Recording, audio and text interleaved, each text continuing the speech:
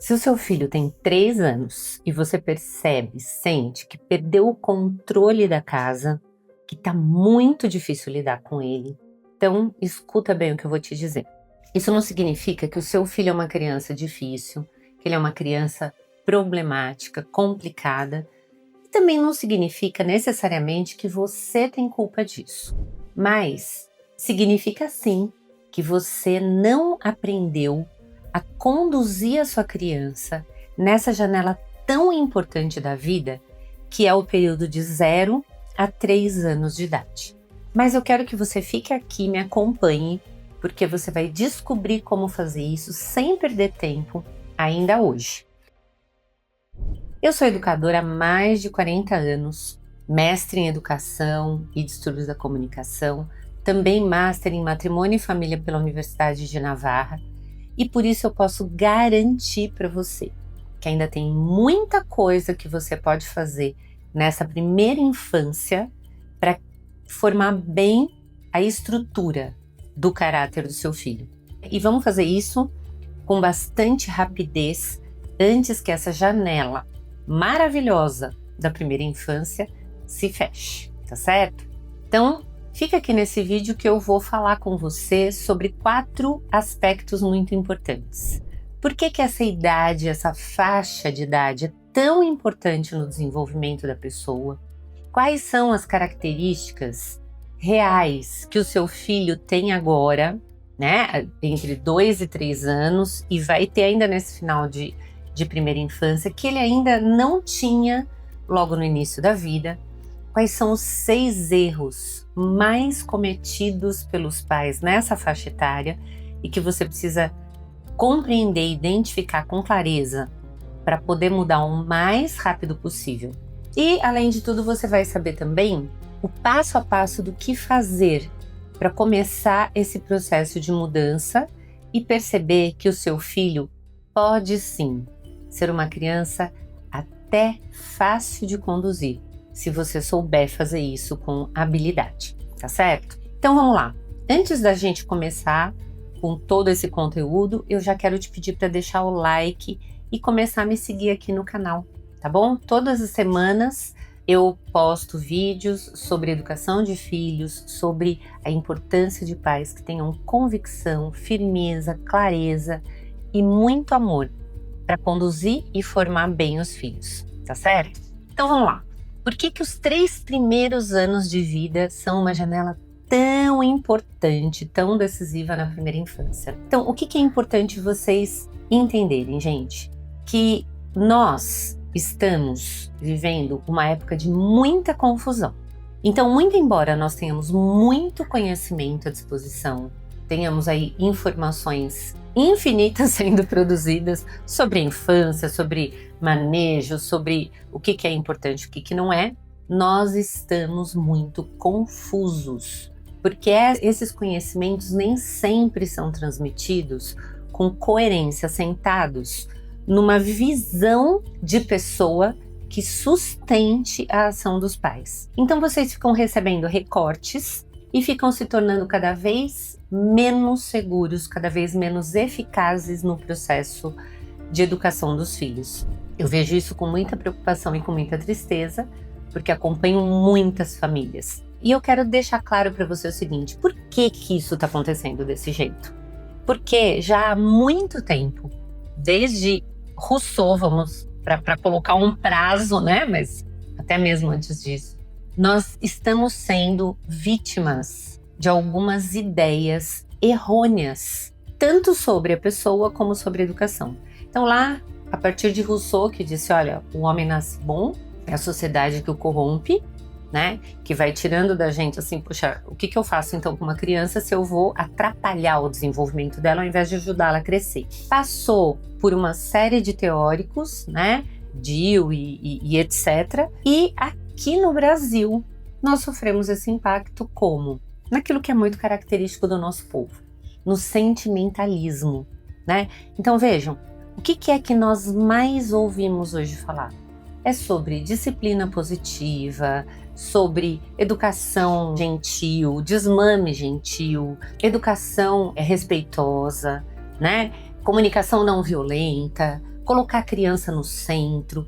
Então vejam, tudo isso vai dando para a criança uma posição de centralidade no processo educativo. E centralidade como protagonista. Porque a criança, sim, ela é o centro do processo educativo.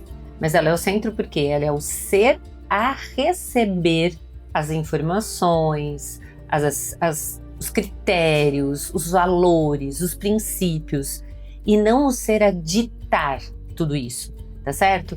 E por que a gente está imbuído disso tudo? Porque, de alguma forma, no nosso imaginário, nós fomos formando a ideia de que dar ordem, determinar, é desrespeitoso, causa traumas. Se eu mandar o meu filho fazer X, como assim mandar? Né? Isso é muito desrespeitoso, isso vai trazer traumas para a vida da criança. Outra confusão, a firmeza, ela é violência. Então, as pessoas confundem. Eu sou um pai, eu vejo muitos termos, né? Eu sou uma mãe rígida. Não é para ser rígida. Rígido não é bom, rígido é algo que não se move, né? A questão não é ser rígido, é ser firme.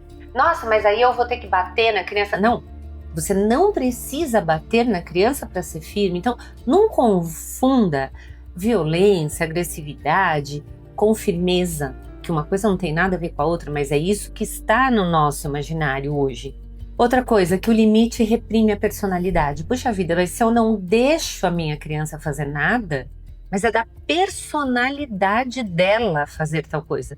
Pessoal, não, é da natureza da criança, é do temperamento dela, né? É impulso da criança nessa fase da vida. Mas nós adultos precisamos ir educando esses impulsos, essa natureza, né? Lapidando essa pedrinha bruta para que ela possa vir a ser de fato alguém que exerce liberdade, alguém que encontra felicidade, tá certo?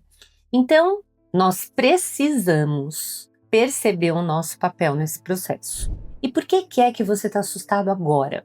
Puxa, mas meu filho fez 3 aninhos aqui, 2 anos e meio, 3 anos e uau, né? Agora tá muito difícil de contornar tudo isso aqui. Sim, porque até os 2 anos ele era um bebê, né? E bebê é mais fácil da gente contornar. É mais fácil de lidar com um bebê que ainda não tem muita convicção nas palavrinhas dele, que não sabe dizer, que não tem capacidade de se colocar. Agora, a partir dos 3 anos, entre 2 e 3 anos, porque com criança não dá pra gente cravar assim, né? Uma data específica, mas entre 2 e 3 anos, o que a criança vai percebendo?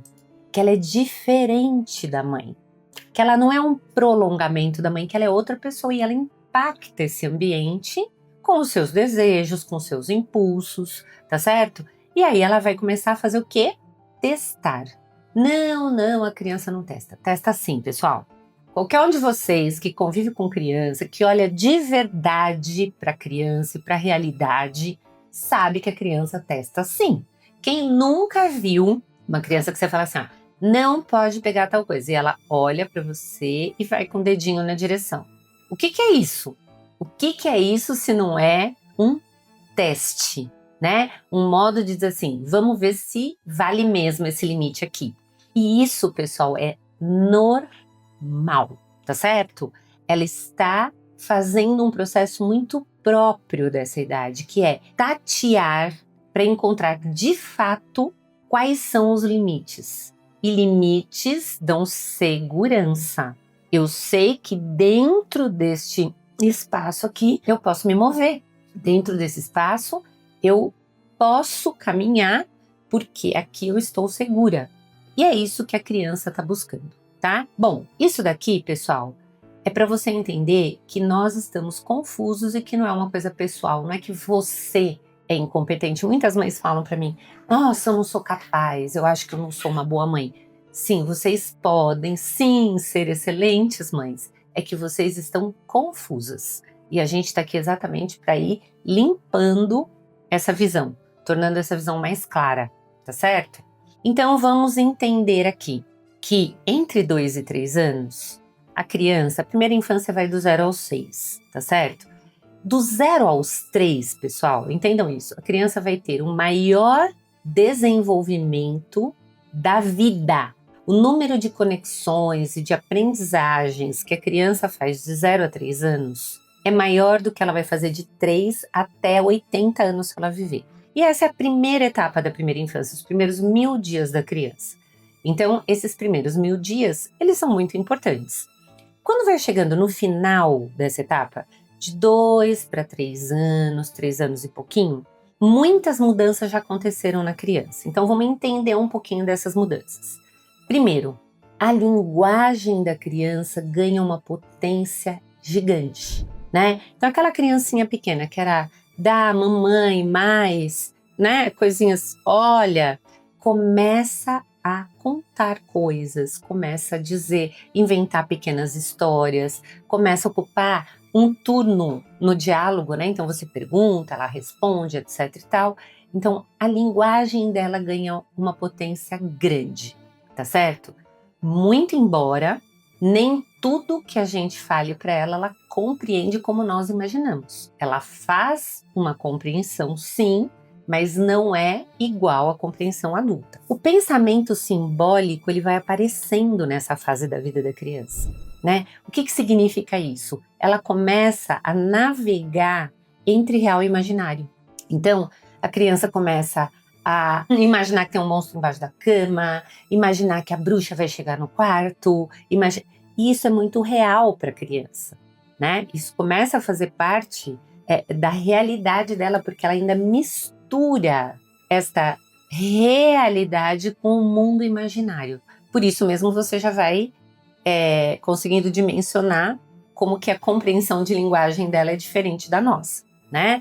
E ela se percebe diferente da mãe. E isso é muito importante, né? Porque até os 2 anos, ela ainda estava ali, quase que simbiótica com a mãe, até próximo dos 2 anos, né? E agora ela já descobre que ela tem desejos próprios. E quando ela descobre isso, claro, como pessoa, como todos nós, ela vai buscar realizar esses desejos. E, eventualmente, nós vamos colocar limites nos desejos. A criança quer ir para a janela, quer olhar para a janela, quer se pendurar numa janela, né? Ou num parapeito lá no shopping, ela quer ver o que tem lá embaixo. Isso é um desejo, é uma curiosidade infantil, ok, só que nós não podemos deixar. Ela tem que estar segura, ela tem que estar abaixo ali de um limiar de segurança, porque senão ela pode morrer. A criança não tem essa noção, tá certo? Então, muitas vezes, o limite que a gente coloca impede a realização deste desejo.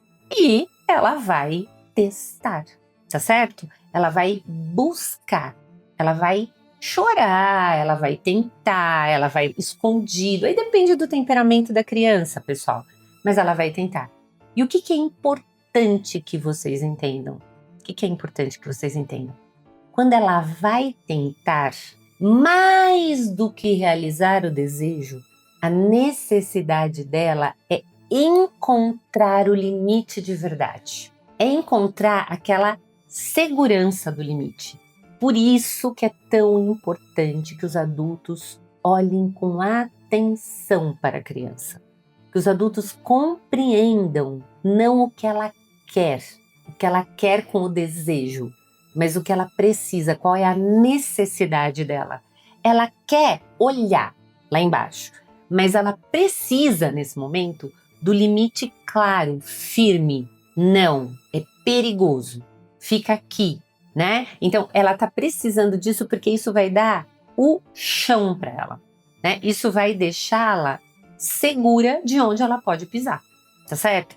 A criança que vai testando e não vai encontrando essa segurança do limite, que a gente vai cedendo, vai negociando, ela vai ficando perdida, não feliz. A gente pensa, fiz a alegria dela. Não, você pode ter feito segundos de né, matar uma curiosidade, etc e tal, mas você deixou essa criança insegura, porque o limite não tá claro. E o pior, ela corre riscos, porque quando você não estiver, ela pode tentar alcançar aquele lugar, porque não ficou para ela muito claro que aquilo não pode acontecer, seguindo aqui com o nosso conteúdo, né? Vamos para os erros mais comuns dos pais nessa faixa etária, né? Eu vou falar sobre coisas que eu vejo todos os dias em mentoria e que são coisas que realmente me preocupam demais, porque elas estão muito impregnadas no imaginário de vocês, pais mais modernos. E eu estou vendo o desastre acontecer na vida das crianças. Eu estou vendo o desastre acontecer. Então vamos lá. Primeiro erro: dar muita escolha. Meu Deus do céu. Filhinho, que blusa você quer pôr? Não, mas essa roupinha não tá boa. Não, mas ele quer, não adianta. Você quer comer arroz ou macarrão? Você quer ir pra escolinha agora? Ou daqui a pouquinho a gente vai? Quer ficar mais um pouquinho em casa? Pessoal do céu, crianças de 3 anos não têm critério para escolher. Entendam o seguinte, vocês estão sobrecarregando essa criança. Essa criança está gastando uma energia com uma coisa que ela não está preparada para fazer. É você quem sabe o melhor. É você quem sabe se hoje ela vai comer feijão ou macarrão. O que tem em casa? O que nós fizemos? O que está preparado? Olha esse aqui. Ontem ela já comeu macarrão. Hoje ela vai comer arroz. Tá certo? E você determina isso de um modo muito seguro, né? Olha que delícia de papai que tá aqui. Olha, eu fiz o seu pratinho. Arroz, carninha, cenoura, beterraba. Você vai ficar muito forte. Pronto, acabou. Que delícia para a criança receber um pratinho pronto, feito com carinho e comer. Simone, não adianta. Não adianta, porque ele olha pro prato, chora. Por quê? Eu te respondo por quê. Porque você já deu escolha. Porque você já ficou perguntando 1000 vezes. Você quer isso ou você quer aquilo? Você gosta mais desse ou gosta mais daquele? Aí a criança já senta e já tem o hábito de reclamar, de querer, de pedir, de negociar. Entendam o seguinte, pessoal. Criança pequena, ela não tem autonomia de decisão. Ela não sabe qual é a roupa adequada. Ela não sabe qual é a comida melhor. Ela não sabe o horário de entrar na escola. Tem horário, não é o horário que ela quer, né? Ela não tem capacidade, não tem esse repertório, né? Então, quem decide é você. Qual é a autonomia da criança nessa idade? A autonomia da criança nessa idade é autonomia de ação. Eu gosto de dizer que é autonomia de ação. Por quê? Porque quando você percebe que ela já é capaz de tirar a roupa sozinha, por exemplo, ou de colocar os talheres na mesa, ou de enfiar a meinha, colocar o tênis, então isto sim você vai dar plena autonomia para ela. Ela já consegue fazer? Ela faz. Isto é importante para o desenvolvimento dela, físico, cognitivo e afetivo, tá certo? É muito importante que ela tenha a sua autonomia, mas também é importante para o desenvolvimento físico, cognitivo e afetivo que ela não tenha autonomia de decisão. Segundo erro: impedir a frustração ou diminuir. Não, eu deixo ele se frustrar, Simone, sabe? Não, eu deixo, mas é que quando ele começa a ficar muito angustiado, aí eu distraio. Pessoal, tem muitas mães hoje que se desesperam quando os filhos choram, quando eles estão frustrados. E as crianças? Tem criança que chora mais birrenta, mais brava, tem criança que chora sentida. Eu tenho 2 netinhos que choram, assim, de fazer biquinho, derrubar lágrimas. É sentido sim, porque é sofrimento, porque é frustração. É isso. Frustração é isto, tá certo? É a gente sentir tristeza, sentir raiva, sentir algum sentimento ruim porque aquilo que nós queríamos não aconteceu. Só que tá tudo bem. É importante que a criança viva a frustração e sobreviva à frustração. Porque quando ela sobrevive à frustração, ela vai ganhando a fortaleza, né? Ela vai percebendo que ela é maior do que aquilo, que ela não se dissolve diante de uma frustração. Ao contrário, que ela supera a frustração. E se você impede isso, ela vai se tornar um adulto, pessoal, que não suporta nada, nenhuma adversidade, nenhum chefe difícil, nenhum casamento onde as coisas não aconteçam exatamente como ele quer, né? Não dá, pessoal. Se torna muito difícil. É o que nós estamos vendo hoje acontecer. Inclusive, eu mesma atendo vários casais novinhos, recém-casados, que têm problemas assim, quase que inventados, mas que não suportam os problemas que têm, né? Terceiro erro, anotem isso aqui, pelo amor de Deus, pessoal. Negociar com criança. Olha lá, quando você coloca um limite, quando você determina um horário, não negocie. Pense antes de determinar. Pense nas variáveis, pense na necessidade daquilo ser daquele jeito mesmo, determine e siga. Não se negocia com criança, até porque é injusto negociar com criança. Ela não tem critério, ela não tem argumento, ela só quer. E quando você abre esse precedente, o que você está fazendo? Sem perceber, eu sei que você não está percebendo, mas o que você está fazendo? Você está relativizando o limite. Você está relativizando o horário. Você está relativizando o que comer. Então, você vai comer isso aqui. Não, mamãe, mas esta beterraba eu não quero. Ai, tá bom, vai. Uma beterraba só, não precisa ser os 2 pedacinhos de beterraba.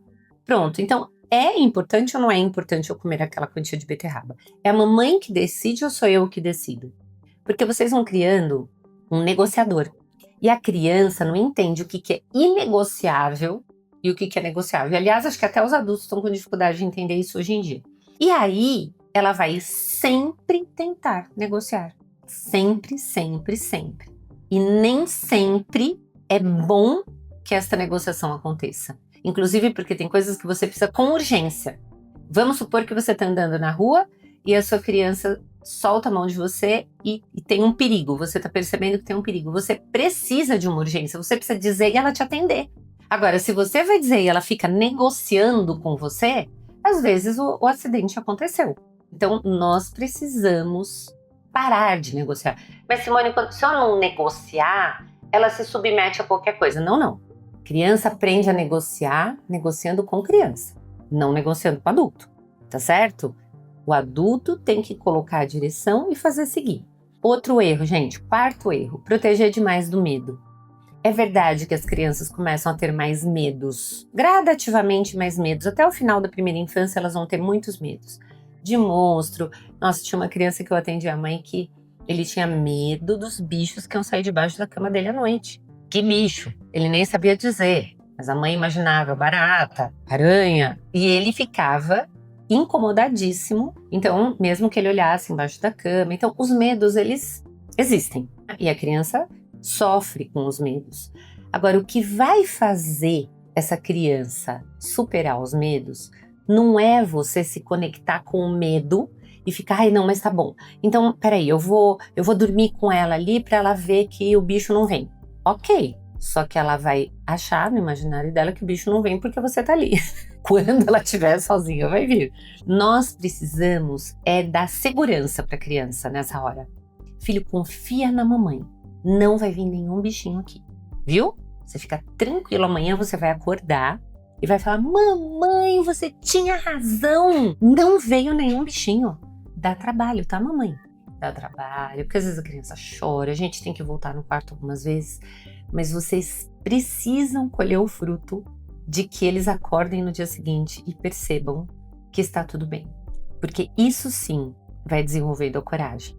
Que a coragem não é não ter medo, mas é conseguir lutar contra o medo, né? Superá-lo. 5º erro, engajar com um sentimento desproporcional. Pessoal, hoje se fala muito, acolha o sentimento da criança. Acolha o sentimento da criança. A criança está com medo, você acolhe o medo. A criança está com raiva, você acolhe a raiva. A criança está... Bom, você acolhe, né? Acolhe, pronto.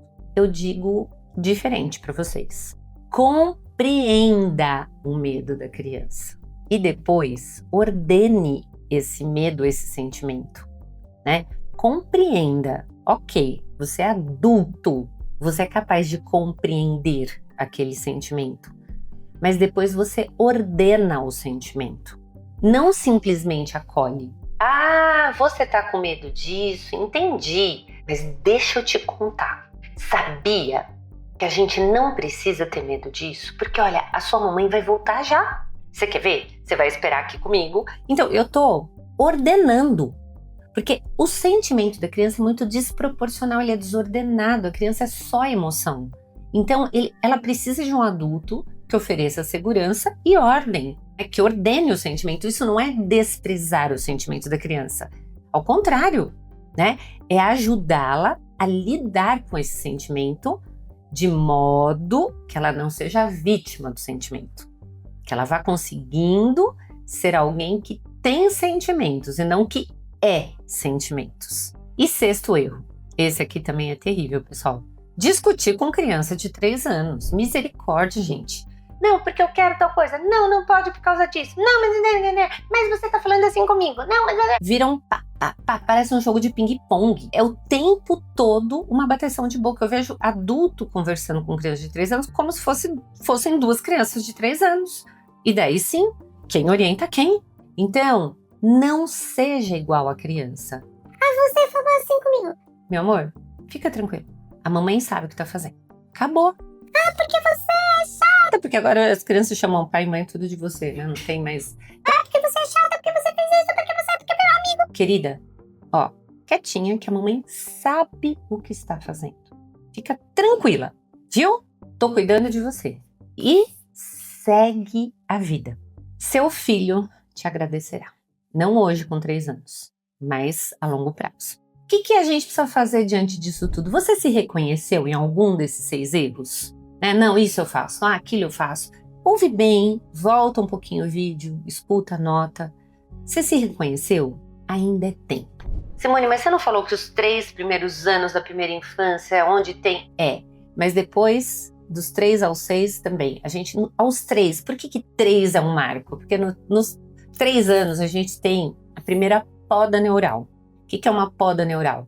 Todos os caminhos que foram sendo abertos no cérebro do 0 aos 3 anos, né, as conexões que foram sendo feitas, as sinapses que foram sendo feitas, chega aos 3 anos, a gente corta as que menos usa para que as que são mais usadas fiquem mais ativas. Então é a primeira poda neural e nós teremos outras tantas ao longo da vida. Mas ainda a gente está numa janela de muita flexibilidade, de muita capacidade do cérebro de fazer conexões. Então, respira fundo e mão na massa, que você ainda vai colher bastante resultados muito positivos, tá bom? Então, o que eu costumo dizer? Durante a primeira infância, nós estamos ensinando hábitos para a criança, então nós estamos enchendo ali o copinho da criança de bons hábitos ou maus hábitos, ou bons ou maus hábitos, tá certo? Então, que sejam bons, de preferência. Mas se não foram até os 3, reordene aí a sua rota e vamos enchendo esse copinho. Por quê, pessoal? Quando o copinho tá cheio, pouca coisa vai caber neste copo. Agora, quando o copinho tá vazio, tudo cabe. Então, formar bem o caráter da nossa criança é preencher o copinho com valores, princípios sólidos que nós vemos como importantes para a vida do nosso filho. Porque daí sim, ele vai fazer experiências, vai conhecer coisas, vai cometer erros como a gente comete e já cometeu tantos, mas ele vai ter para onde voltar, né? Ele tem ali um repertório de base, um caráter que foi construído e bem construído, que vai ajudá-lo a fazer as análises necessárias para se direcionar na vida. Isso sim é liberdade, né? Então, 3 coisas que você precisa fazer rapidamente. Se conscientizar de que você é a vontade auxiliar do seu filho, tá certo? Então veja bem, uma criança na primeira infância, ela ainda não sabe querer o que é bom para ela. Ela ainda não consegue intelectualmente identificar um bem maior, o que é o melhor. Ela consegue entender o que é o bem momentâneo. Beber água, comer doce, brincar, mas o bem maior, o bem da formação, ela não consegue ainda entender. Então nós adultos temos esse papel fundamental, sermos a vontade auxiliar.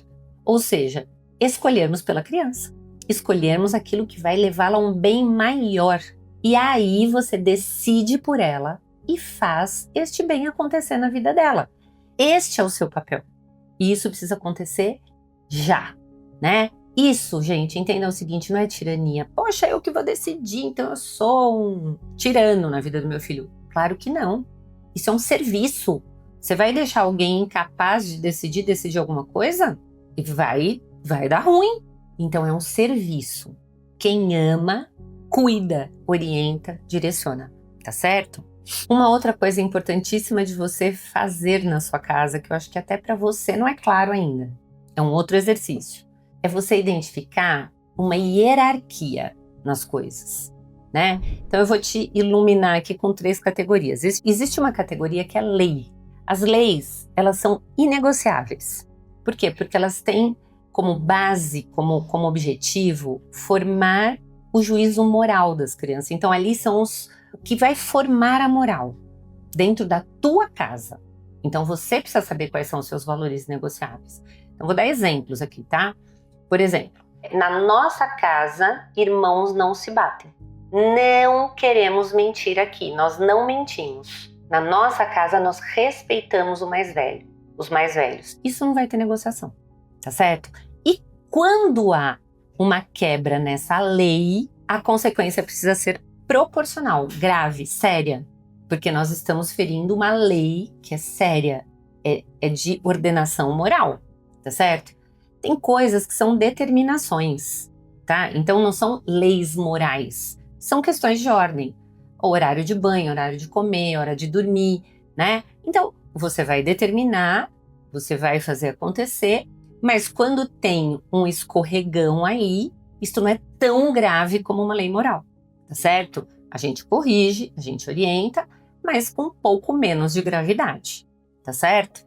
E tem as orientações, que são o jeito de fazer, né? Então, a gente vai arrumar a cama, arruma assim. Aí a criança vai e não arruma assim, ela arruma de um outro jeitinho. Ela vai pôr o brinquedo na caixa, ela guarda de outro jeitinho, não do jeito que você orientou. Mas essas são coisas opináveis, né? A não ser que estrague alguma coisa ou que fique mal feito, sem capricho, não são coisas tão importantes assim. A gente às vezes pode fazer uma vista grossa. É importante que a gente tenha essa clareza, gente, porque daí nós não vamos ficar reagindo com muita gravidade até para aquilo que não é grave, que é muito leve, né? E nem com muita leveza para aquilo que é grave. E eu tô assim de pais perdidos nisso, que reagem do mesmo jeito com um brinquedo que não foi guardado e com um xingamento que foi dado pro pai, né? E aí vira uma confusão na casa e na cabecinha da criança. E a terceira coisa que precisa acontecer já na sua casa, né? O mais rápido possível. Implementar os 4 hábitos básicos da primeira infância. Sono, alimentação, higiene e ordem, tá certo?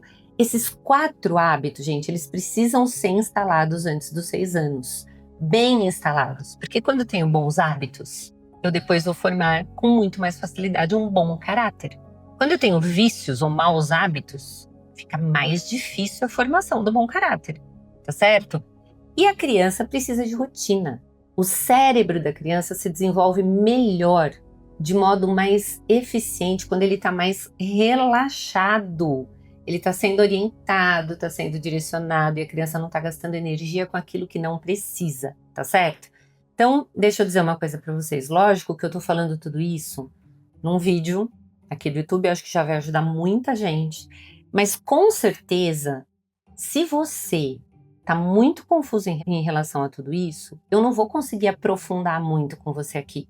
Então eu quero te dizer que eu desenvolvi o curso Meu Filho Obediente, que é um programa de 5 semanas. 5 semanas com atividades diárias, são aulas curtinhas e atividades diárias que vão te ajudar a construir essa relação de obediência e de verdadeira autoridade entre você e o teu filho. Tá? Então lá a gente trata sobre os 5 pilares na construção da obediência, a hierarquia dessas 3 categorias, os 4 hábitos básicos, a virtude da autoridade em você. A gente vai desenvolver isso em você. E esse curso ele foi pensado realmente para as mães que, como quase todas as mães, são muito atarefadas, né? A gente tem 1000 coisas para fazer, então ele é um curso muito prático, muito mão na massa, como quase tudo que eu produzo aqui, tá? O link vai estar aqui na descrição desse vídeo, você clica e vai conhecer esse produto, você não vai se arrepender, tá bom? Então vamos lá, 3 ações para você começar hoje mesmo, na tua casa. Primeiro, escolha 2 ou 3 leis. no máximo para sua casa. Lembra do que é lei? 2 ou 3 leis são aquelas coisas que fazem parte do rol da formação moral da criança. Então, inegociáveis. Escreve num papel. Escreve para você, para o seu marido, escrevam lá. Então, por exemplo, vou dar 3 aqui. Nesta casa, irmãos não se batem. Em nossa família, não mentimos. Em nossa família, tratamos com respeito o papai e a mamãe. Esses 3. Primeiro, na sua cabeça. Você precisa ter claro, isso é inegociável. Então, isto eu vou sempre corrigir com firmeza, com determinação, deixando muito claro que isso não vai ser aceito. Tá certo? Tenha isso na sua cabeça, pratique pelos próximos dias, depois você vai me contar o resultado. Segunda ação. Crianças pequenas, gente, elas têm dificuldade de mudar de atividade, tá? Elas estão aqui brincando, elas estão inteiras aqui. Você chega e diz assim, vamos pro banho. Porque elas não conseguem parar aquilo. Avise sempre uns 10 minutinhos antes da mudança de atividade, tá? De 5 a 10 minutinhos. Então você vai chegar para a criança e falar assim, ó, vai terminando de brincar, que já já nós vamos tomar banho. A criança não tem noção de tempo, então não adianta você falar daqui 10 minutos, mas você vai falar, já já nós vamos tomar banho, tá certo? E aí, na hora, deu o tempinho, você vai lá, agora filho, agora nós vamos tomar banho. Não, mas eu quero fazer banho. Agora, banho. E não fala mais do que 2 vezes. Pega a criança e conduz, tá certo? Não negocia, não pede, não bate boca. A gente não diz para a criança, vamos tomar banhinho. Não, a gente diz, vamos tomar banho, tá? Que é exatamente a terceira ação. Terceira ação, pare de pedir. Filho, você pode guardar os brinquedos? Filhinho, vamos tomar banho? Ai, por favor, põe esses brinquedos em ordem. Mãezinha do coração, todo pedido suscita resposta. E nesta idade, normalmente a resposta é não. E você sabe disso, tá certo? Então, ordene, determine, não peça. Hora de guardar os brinquedos, pessoal. Vamos guardar os brinquedos agora. Ponto. Não há grosseria, não há falta de educação, não há grito. Mas há uma entonação de determinação. Não tem espaço para dizer, não, não vou. Sim, vamos. É uma determinação. Pedir sempre convida a desobediência, tá bom? Gente, eu sei que parece muito fácil eu falando aqui no vídeo, mas eu sei que é muito cansativo, que crianças pequenas demandam muita energia, mas eu vou dizer uma coisa para vocês, gente. Se o pai e a mãe conseguem exercer essa autoridade firme, muito amorosa, justamente porque a amorosa é firme e exigente, vocês vão ter excelentes resultados. Agora, quando isso não acontece, pessoal, dos 7 aos 12 a gente tem crianças bastante desobedientes e complicadas. E depois dos 12 nós temos crianças desrespeitosas. E eu falo isso com conhecimento de causa, porque eu atendo muitas pessoas e vejo isso sempre, todos os dias nos meus atendimentos, nas minhas mentorias, tá bom? O que a gente vai querer formar? Nós queremos formar filhos que conseguem depois entender os bons hábitos, conseguem decidir por eles, que conseguem respeitar tudo isso e que conseguem ser livres, porque não são escravos de si mesmos, né? Dos seus impulsos, da sua imaturidade, tá bom?